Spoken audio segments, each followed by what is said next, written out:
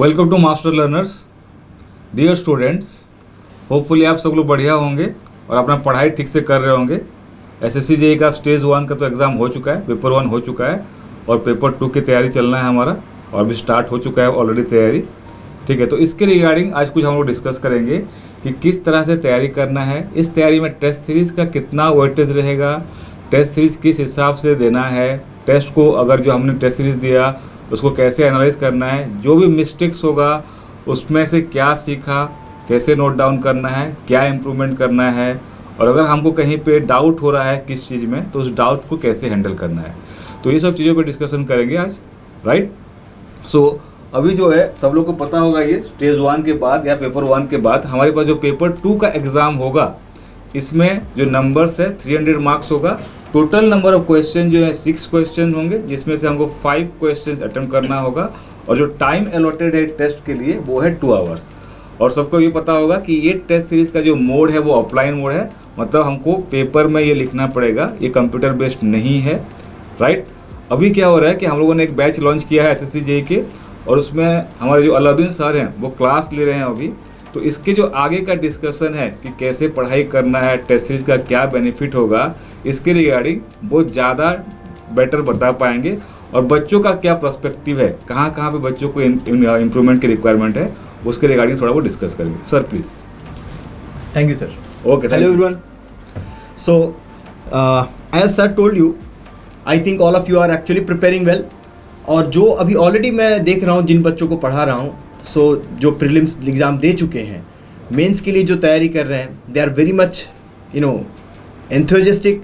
उनका energy level अभी काफ़ी हाई है। सो ऐसे मोमेंट पर आई थिंक हम अगर राइट डायरेक्शन में उनको लेके जा सकें तो बहुत ही ज़्यादा अच्छा होगा।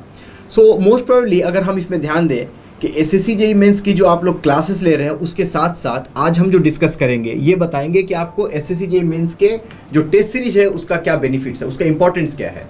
बेसिकली प्रॉब्लम क्या होती है कि अगर आप पूरा पैटर्न देखेंगे एसएससी जेईई का, उस पैटर्न में वो कई बार रिपीटेड क्वेश्चंस लेता है, ईएस के भी मेंस के क्वेश्चंस उठाता है या कहीं और से उठाता है। अब आप इतना रिसर्च तो नहीं कर पाएंगे, you cannot do that everything, और साथ में यू कैनॉट जज अबाउट कि what type of question they are going to take. अब ये जजमेंट और ये पूरा बैक से रिसर्च, ये सब हमारा काम है, और इन सब कामों को करने के बाद हम गाइडलाइंस के जरिए इस एसएससी जेईई का मेन टेस्ट सीरीज प्रोवाइड करते हैं। अब इसमें फ़ायदा ये हो जाता है कि जैसे मैं क्लास ले रहा हूँ, क्लास में suppose for a particular subject अभी मैंने 50 क्वेश्चन सॉल्व करवा दिए। अब वो 50 questions already they are almost lengthy questions, ठीक है। अब ये 50 क्वेश्चंस में डिफरेंट टाइप ऑफ क्वेश्चंस अगर हम बात करें तो 40 questions obviously they are totally different. ये 40 अलग अलग तरह के आपने क्वेश्चंस देख लिए, और उन क्वेश्चंस को अलग अलग तरीके के क्वेश्चंस को देखने के बाद अगर फिर से आप इन टेस्ट सीरीज में भी आप क्वेश्चंस को फिर से आप बनाते हैं सॉल्यूशंस, उसका कुछ अलग क्वेश्चंस, कुछ नया सवाल या कुछ सेम क्वेश्चंस को फिर रिपीट करना, तो आप अपने आप को गेज कर सकते हैं, आप अपने आप को जज कर सकते हैं कितना टाइम लग रहा है बनाते समय। जो आपने तैयारी की है, जो आप पढ़ाई कर रहे हैं, उसके अकॉर्डिंगली आप सॉल्यूशंस को कर पा रहे हैं या नहीं कर पा रहे हैं। साथ में एक बात याद रखिएगा, जब ज़्यादातर क्वेश्चंस अगर आपके नज़र से होके गुजरा हुआ है, अगर वैसा क्वेश्चन आपको एग्जाम में आएगा तो आपको बनाना ज़्यादा आसान होगा, क्योंकि एग्जाम कंपैरेटिवली थोड़ा सा हेक्टिक शेड्यूल होता है किसी भी बच्चे के लिए। वैसे समय पे आई बिलीव कि कॉन्सेप्ट के साथ साथ मेंस में बेसिकली अगर बात करें, जो बच्चे परेशान ज़्यादा होते हैं न्यूमेरिकल क्वेश्चंस के लिए होते हैं। न्यूमेरिकल में थोड़ा सा उलझा हुआ क्वेश्चंस हो सकता है। इन सब चीज़ों से बचने के लिए बेटर क्या है, क्लास इंसान को प्रॉपरली करना चाहिए बच्चों को, और क्लास के बाद उनको एक टेस्ट सीरीज, ढंग का टेस्ट सीरीज देना चाहिए ताकि उनको पूरा एक वैरायटी ऑफ क्वेश्चंस का आइडिया लग जाए। Are you getting my point? और साथ ही साथ जब आप टेस्ट सीरीज देते हैं तो उससे ये पता चलता है कि जो आपने वैरायटी देखी है आप उसको अप्रोच कर पा रहे हैं या नहीं, आप सॉल्यूशन तरीके से बना पा रहे हैं या नहीं, isn't it? So right time to start the writing test series. What will be the right time? Of course this is the right time. अब सवाल बच्चे इसमें ये करते हैं क्लास में भी कि सर अभी तो हमने जस्ट प्रिपरेशन स्टार्ट किया है, अभी तो हमारा रिजल्ट नहीं आया है। See basically most of the students are knowing that कि कौन इसमें एग्जाम में जा रहा है या नहीं जा रहा है। So let it be. Result आने के लिए आप अपना वेट करके टाइम वेस्ट मत करें, पहली बात। दूसरी बात, अगर कोई ये सोच रहा है कि मैं मेंस के लिए अगर कहीं प्रिपरेशन कर रहा हूँ, उस प्रिपरेशन को थोड़ा ढंग से कर लूँ तब मैं टेस्ट सीरीज लिखूंगा, तो आप एक बात याद रखिए कि टेस्ट सीरीज अगर बाद में आप लिखेंगे तो उतना आपके पास टाइम नहीं रहेगा। बेसिक जो इंपॉर्टेंस है वो है आपको वैरायटी ऑफ क्वेश्चंस को देखना और उसको सॉल्व करना। अभी अगर टेस्ट सीरीज स्टार्ट नहीं करेंगे, it will be delayed for all of you. तो जो लोग ऐसा सोचते हैं, सपोज कि 20% आपने कुछ सिलेबस कर रखा है मेंस के अकॉर्डिंगली, और आप सोच रहे हैं कि नहीं अभी मेरे लिए टेस्ट सीरीज ठीक नहीं है, बट आई बिलीव कि आपको लिखना चाहिए। क्यों? ऑलरेडी आपने प्रीलिम्स दिया है। जब आपने प्रीलिम्स दिया है तो आपने obviously the coverage of syllabus आपने किया हुआ है। सो बेसिकली जब आप टेस्ट सीरीज लिखेंगे तो वो 20% जो आपने कंप्लीट किया अभी मेंस के लिए, आप उसको गेज कर पाएंगे। At the same time without completing the other 80% of the mains which you are going to complete in the future, वो कम से कम उस 80% में भी आप समझ पाएंगे कि आप कितने पानी में हैं, आप खुद से उसमें कितना कर सकते हैं और कितनी चीजें आपको देखनी है उसमें। Next one, if you think about benefits of disciplined approach for the test series, this things I think किस तरह से टेस्ट सीरीज का डिसिप्लिन होना चाहिए। When the Ghanshyam sir will explain about the different mode of the examination, he will explain that. Then what to do after the test result. एक बार आप test दे देते हैं और टेस्ट देने के बाद में आपका जो रिजल्ट आता है, उसके बाद सबसे पहला जो आपको काम करना है, मार्क्स को देख के परेशान नहीं होना है। बहुत सारे बच्चे ऐसे हैं जो मार्क्स को देखते बोलते मेरा मार्क्स कम आया ज़्यादा है। Do not gauge on the basis of marks. आप ये देखिए कि जो आप पढ़ाई कर रहे थे, जो आपने ढंग से पढ़ा था, पढ़ने के बाद आपने जो टेस्ट सीरीज दिया, उस टेस्ट सीरीज में आपके पढ़ने के बाद उस क्वेश्चंस को आप जब आपने अप्रोच किया, क्या आप उसको सॉल्व कर पा रहे थे। So these things you have to look after it. साथ में आपको ये ध्यान देना होगा कि जो आपने कभी ध्यान से पढ़ा नहीं है, उन सवालों को आप अप्रोच कर पा रहे हैं या नहीं कर पा रहे हैं, या कभी आपने किसी सवाल को बहुत पहले अप्रोच किया था, बहुत पहले देखा था, वो याद है या नहीं। इन चीज़ों पर ज़्यादा ध्यान दें कि आपकी तैयारी कैसी चल रही है। आप वैरायटी ऑफ क्वेश्चन देखें, अपनी तैयारी को गेज करें, ना कि मार्क्स के बेसिस पर डिसीजन लेके बैठें। Now the announcement and the next information will be shared by Ghanshyam sir. Please sir. Okay sir, thank you. तो बेसिकली सर का कहना ये है कि आइडियल प्रिपरेशन होना थोड़ा सा मुश्किल है। आइडियल का मतलब ये है कि सारा सब्जेक्ट कंप्लीट हो जाएगा, पूरा सब चीज़ मुझे अच्छे से याद हो जाएगा, उसके बाद मैं टेस्ट सीरीज दूंगा या उसके बाद मैं एग्ज़ाम दूंगा, ये पॉसिबल नहीं है। कंपटीशन है ये, लिमिटेड टाइम में आपको ऑप्टिमम परफॉर्मेंस देना है अपना। तो जो लोग भी अभी तैयारी कर रहे हैं, टेस्ट सीरीज ज्वाइन कर सकते हैं। और अगर आपको कोर्सेज का भी ज़रूरत लगता है तो हमारा जो कोर्सेज चल रहा है वो भी आप ज्वाइन कर सकते हैं। अभी उसमें सर ऑलरेडी क्लास ले रहे हैं। तो अगर हम टेस्ट सीरीज़ के बारे में होते हैं तो हमारा जो टेस्ट सीरीज़ है वो 18 दिसंबर से स्टार्ट हो रहा है, ठीक है। और इसमें जो अपने पास मिक्स टॉपिक वाइज टेस्ट है, यानी कि टॉपिक वाइज टेस्ट होगा। तो एक टेस्ट में ऐसा नहीं कि एक ही टॉपिक होगा, एक ही सब्जेक्ट होगा, उसमें 2-3 सब्जेक्ट कंबाइंड हो सकता है। तो वो टोटल हमारे पास हो जाएंगे 11 टेस्ट। और जो फुल लेंथ टेस्ट जो प्योरली एसएससी जेईई के पैटर्न पे बेस्ड होगा वो होगा 4 test, right. So total test will be 15, 11 will be topic wise and 4 will be full length test. कैसे एनरोल करना है, क्या करना है, वो लास्ट में डिटेल में होगा। उसमें अगर हम देखते हैं तो जो हमारे पास टेस्ट देने के मोड है, जैसे मैंने पहले भी कहा था कि ये जो टेस्ट है ये आपका ऑफलाइन मोड में होगा। हमारे पास दोनों मोड है, ऑफलाइन मोड है, ऑनलाइन मोड है। बट ये जो यहाँ ऑनलाइन मोड है ना, ये भी कंप्यूटर बेस्ड नहीं है। अगर आप ऑनलाइन मोड में ऑप्ट करना चाहते हो तो यहाँ ये होगा कि आपके पास आपको डाउनलोड करना होगा जो हमारा एक बुकलेट है, this is QCAB, question come answer booklet. वो आप डाउनलोड करोगे, उसमें स्पेस होगा, उस स्पेस में आपको लिखना होगा और फिर उसको स्कैन करके अपलोड करना होगा, फिर हम उसको करेक्ट करेंगे। तो बेसिकली ये ऑनलाइन मोड भी है जो खाली कन्वीनियंस के लिए है, बट टेस्ट आपको ऑफलाइन ही देना है। मैं ये चाहूँगा अगर जो बच्चे आसपास दिल्ली के हैं और जो लोग आ सकते हैं वीकेंड में, क्योंकि हमारा जो टेस्ट सीरीज़ का शेड्यूल है वो वीकेंड में ही है, तो वो लोग यहाँ आके टेस्ट सीरीज़ दें। आपको एक प्रॉपर एनवायरनमेंट का फील होगा। जैसे 11 + 4 15 टेस्ट सीरीज हो गया, तो कम से कम 11 में से 2-3 टेस्ट सीरीज तुम आके दे सकते हो। और फुल लेंथ में अगर 4 से 2 या 3 तुमने दे दिया टेस्ट सीरीज, तो वो आपको एक फील दे देगा एक्चुअल टेस्ट सीरीज का या एक्चुअल टेस्ट का जो एनवायरनमेंट होने वाला है। तो अगर आसपास हो, आ सकते हो, पॉसिबल है, तो opt for the offline mode, otherwise you can go for the online mode. Clear है ये? अब देखते हैं जो हमारे पास टेस्ट सीरीज का, ये अपने पास लिंक आ गया, यहाँ आप एनरोल कर सकते हो, ये इसमें अवेलेबल है। You can click here and enrol for the test series now. तो जैसे यहाँ पे देखो, यहाँ ये सब्जेक्ट वाइज टेस्ट आ गए हैं। टोटल हमारे पास 11 सब्जेक्ट वाइज टेस्ट थे और 4 फुल लेंथ टेस्ट थे। देखो जैसे 18 दिसंबर से पहला टेस्ट स्टार्ट हो गया, सो 18 दिसंबर से हम लोग पहला टेस्ट स्टार्ट कर रहे हैं। देन जो नेक्स्ट होगा वो 25 दिसंबर को है, मतलब क्रिसमस के दिन भी हमारे पास टेस्ट सीरीज होगा, न्यू ईयर भी टेस्ट सीरीज है। तो इससे ये समझ में आ रहा है कि इस बार जो है क्रिसमस न्यू ईयर सारा जो हम मनाएंगे वो एग्ज़ाम के फाइनल एग्ज़ाम के बाद मनाया जाएगा, राइट। देखो ये टेस्ट सीरीज हमने प्लान किया है एज्यूमिंग कि अभी हमारे पास जो एग्ज़ाम है वो मार्च एंड के आसपास होगा, main exam final exam, right. अभी तक एसएससी जेईई की वेबसाइट पे कोई एग्ज़ाम डेट पे नोटिफिकेशन या अपडेट कुछ भी नहीं आया है। इन केस अगर उसमें कुछ चेंज हुआ, डिले हुआ या अर्ली हुआ तो ये जो शेड्यूल है ये चेंज होगा।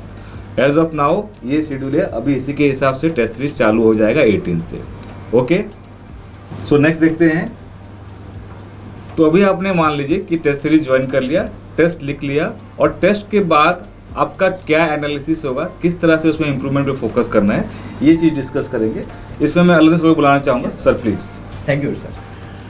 सर टेस्ट लिखने के बाद वो गेज करने से पहले मैं तो ये पहले भी बोल चुका हूँ कि बच्चों को कभी भी टेस्ट के मार्क्स को देख के हताश निराश नहीं होना है। फर्स्ट थिंग, कौन सा टेस्ट का, ओरिजिनल या अभी जो हम टेस्ट दे रहे हैं? जो हम टेस्ट सीरीज हम लेने वाले हैं, जब टेस्ट सीरीज में बैठेंगे वो, तो टेस्ट लिखने के बाद उसमें जो मार्क्स आता है उसको देख के बिल्कुल परेशान नहीं होना है, क्योंकि हो सकता है तैयारी के आप बीच में हैं, आप सही से कभी प्रैक्टिस नहीं कर पा रहे हैं। थोड़ा बहुत टेस्ट सीरीज में हम लोग भी थोड़ा मिक्स करते हैं सर, थोड़ा टफ भी डालते हैं, कभी थोड़ा मोड चेंज करते हैं। कुछ हो सकता है पार्ट में आप कमज़ोर हैं, कुछ में बहुत अच्छे हैं। तो ऐसे मिक्सचर के समय मुझे लगता है कि मार्क्स को देख के जज ना करें, आप ये जज करें कि आपने क्या तैयारी की है और क्या आप रिप्रोड्यूस कर रहे हो, वो ज़्यादा इंपॉर्टेंट है। बेसिकली आप ये कहना चाह रहे हैं कि सिंस आप अभी इम्प्रूवमेंट के फेज पे हो तो डे 1 से मार्क्स को देख के जज मत करो कि मेरा खराब होने वाला है या आगे अच्छा होने वाला है। बिल्कुल सर। सिंपल, जैसे मान लेते हैं आपने 4 सब्जेक्ट का एक कॉम्बिनेशन टेस्ट दिया, ठीक है, उसमें से एक सब्जेक्ट नहीं पढ़ा है, तो आपके पास फ़ायदा भी है नुकसान भी है। फ़ायदा अगर आप चाहोगे तो ऐसा फ़ायदा हो जाएगा कि आपने वो टाइम जो है किसी और सब्जेक्ट में लगा दिया, बट वो आपको आगे चल के नुकसान करने वाला है। तो आपको अगर लॉजिकल रहना है, अपने आप के ऊपर ट्रूथफुल रहना है, तो अगर 4 सब्जेक्ट का टेस्ट सीरीज है और उसमें 3 सब्जेक्ट आपने पढ़ा है, तो टाइम भी आपको अपने हिसाब से मैनेज करना है कि नहीं मुझे इतना टाइम में ही कंप्लीट करना है। तो जैसे सर इसमें जो कुछ पॉइंट लिखा है, कुछ बोलना चाहेंगे आप? यस, ये एक पॉइंट है सर, बहुत इंपॉर्टेंट है। Identify the area of improvement. अब बच्चा ये कैसे आइडेंटिफाई करेगा? तो बेसिकली कुछ बच्चे ऐसे सोचते हैं कि मुझे अपना एरिया ऑफ इम्प्रूवमेंट देखना है, तो बेसिक उनका जो फ्लो है वो ऐसा होना चाहिए। सबसे पहले obviously you are going through all the classes, आप पढ़ाई कर रहे हैं, पढ़ाई के साथ साथ आप वहाँ प्रैक्टिस भी कर रहे हैं, पर वहाँ भी आप अपने आप को गेज नहीं कर सकते, अपने इंप्रूवमेंट को ढूंढ नहीं सकते हैं। बेटर ये है कि यू आफ्टर कंप्लीटिंग एवरीथिंग आप फिर टेस्ट लिखें।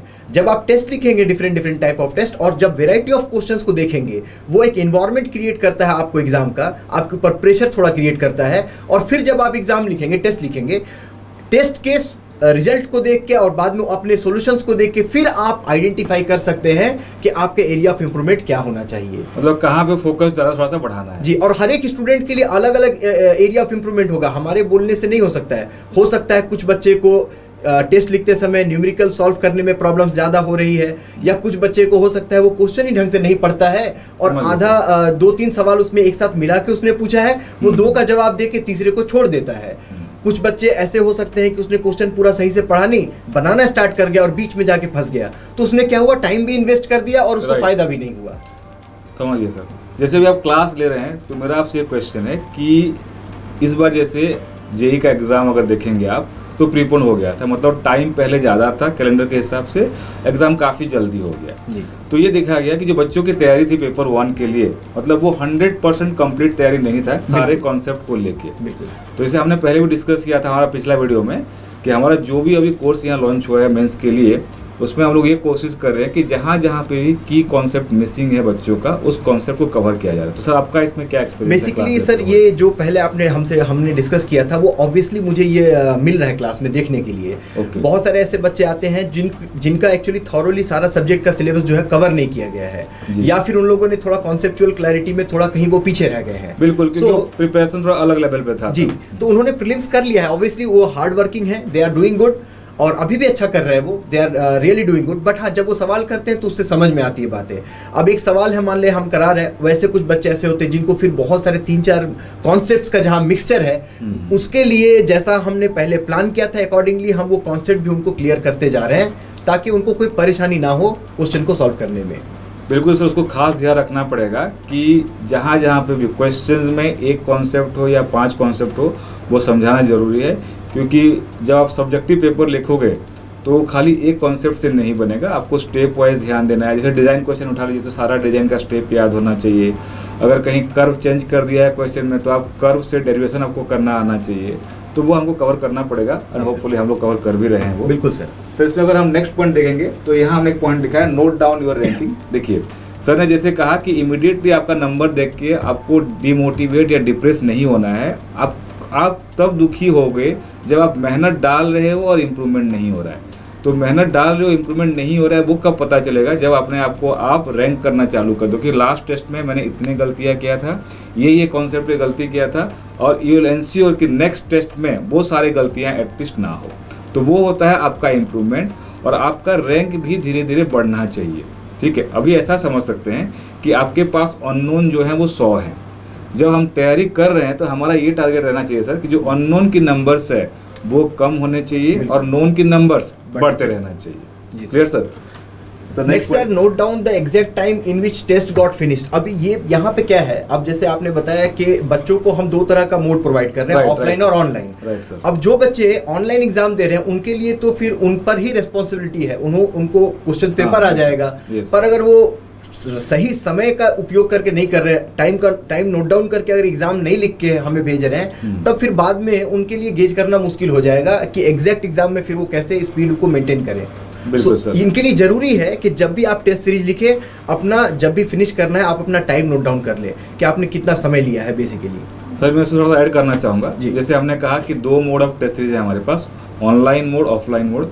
देखो ऑनलाइन मोड में टेस्ट सीरीज अगर आप दे रहे हो तो आपकी डिसिप्लिन लेवल बहुत ज़्यादा चाहिए होगा, क्योंकि घर पे बैठ के आप टेस्ट सीरीज दे रहे हो, अपने प्रिंट आउट लिया, टेस्ट दे रहे हैं, ठीक है, बीच में कोई आ गया, आप उठ रहे हो वहाँ पे, तो वहाँ डिस्ट्रैक्शंस हो सकते हैं। इसलिए मैंने ये भी कहा था बच्चों से कि अगर आप दिल्ली के आसपास रहते हो और आना यहाँ पे चाहते हो या आ सकते हो तो मैनेज कर सकते हो। कम से कम कुछ टेस्ट आप प्रॉपर ऑफलाइन सिनेरियो में दोगे तो थोड़ा एक्सपीरियंस आपका बेटर रहेगा। Right sir? Yes sir. तो नेक्स्ट हो गया हमारे पास gauge your speed and accuracy. इस पे ध्यान देना है। एक्यूरेसी डे 1 से मेंटेन करना है, और स्पीड भी मेंटेन करना है इसलिए क्योंकि आपने देखा होगा जैसे पेपर जो है हमारे पास टाइम थोड़ा सा कम है सर, कम है, बेसिकली कम है। तभी तो मैं तब से बोल रहा हूँ कि इनको वेराइटी ऑफ क्वेश्चन देखना, क्वेश्चन पहले से देखे हुए रहेंगे, कॉन्सेप्ट क्लियर रहेगा, फिर टेस्ट सीरीज लिखेंगे, उसके बाद वो जज कर पाएंगे कि क्या मैं इस 2 घंटे में ढंग का बना पा रहा हूँ या नहीं बना पा रहा हूँ। हाँ, इसीलिए क्या होता है कि देखो अगर आपको 24 आवर दे दिया जाएगा तो दोनों पेपर सॉल्व हो जाएगा,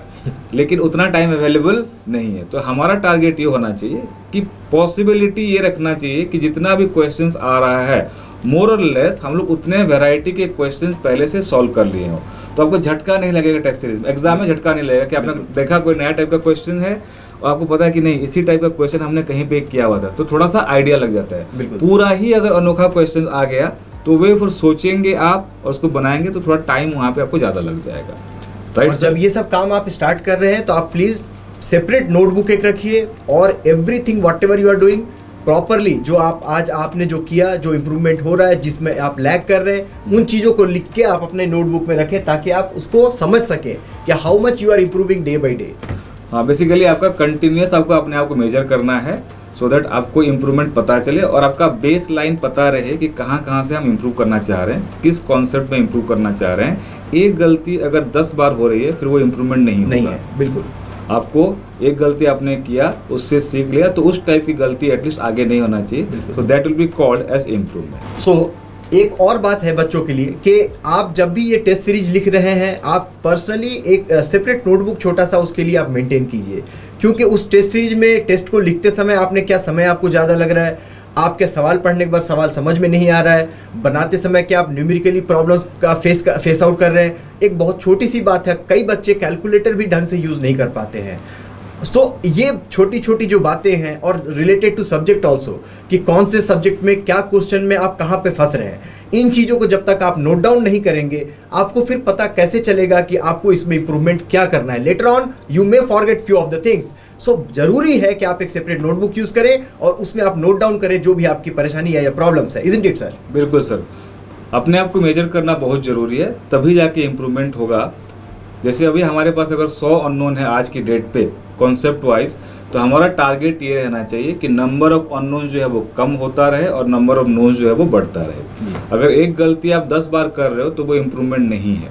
ठीक है, एक गलती आपने किया, उसको नोट डाउन किया, उसको लर्न किया, दूसरे टेस्ट में वो गलती नहीं होनी चाहिए। बिल्कुल सर। Right sir. और मुझे लगता है आप जो क्लास अभी ले रहे हैं उसमें ये सब चीज़ों का भी ध्यान रख रहे होंगे। बिल्कुल। ठीक है, तो जैसे हम लोगों ने कहा हमारे पास सिविल, मैकेनिकल, इलेक्ट्रिकल तीनों का टेस्ट सीरीज 18 से स्टार्ट हो रहा है। पहले सब्जेक्ट वाइज होगा, फिर आगे फुल लेंथ है। जो आपको शेड्यूल दिखाया गया है that is the schedule assuming that the exam, जो मेंस एग्ज़ाम है हमारा वो मार्च में होगा।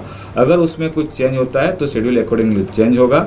क्लासेस हमारा चल रहा है, अभी क्लासेस स्टार्ट हो चुका है। आप लोग चाहो तो क्लासेस ज्वाइन कर सकते हो और एक डेडिकेटेड टीम के साथ आप तैयारी कर सकते हो।